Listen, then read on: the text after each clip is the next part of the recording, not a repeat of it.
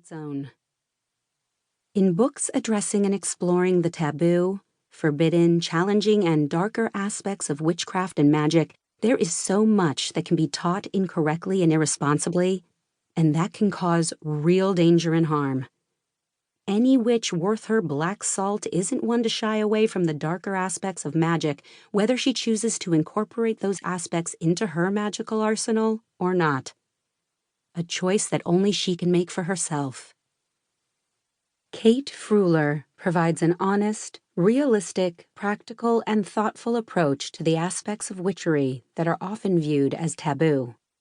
From the lens of historical research, she showcases these different aspects of darker practices, many of which may challenge you and make you uncomfortable, as some of them did the author herself.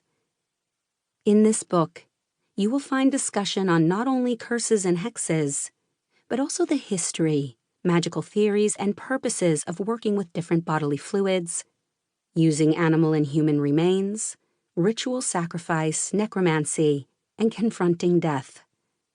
She addresses ethical considerations without ever coming across as preachy, and provides suggestions for ensuring that you're working from a place of respect, reverence, and personal responsibility in the most humane way possible if you choose to engage in them.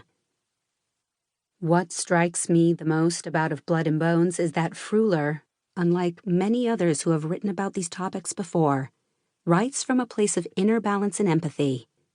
Many books that have come before on these topics come across as sociopathic, expressing that anything and everything is permitted without any repercussions or thought about others, animals, or nature.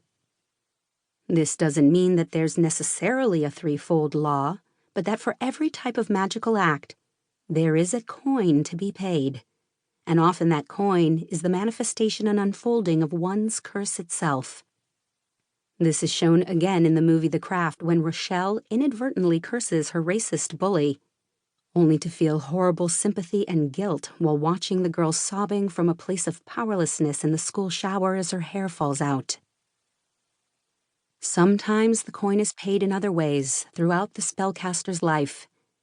Some may disagree with this, but through close observation we can see it clearly in those who are too quick and eager to cast malefica upon others. Often, we can see all the accumulating problems occurring within their life from an outside perspective, and the spellcaster seems oblivious to any correlation between the issues and their own magical actions.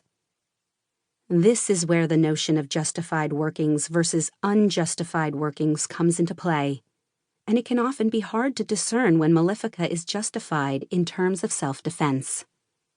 Yet, Freuler explains that there are places and times for darker magic, and helps guide the reader to act from a place of personal accountability and discernment.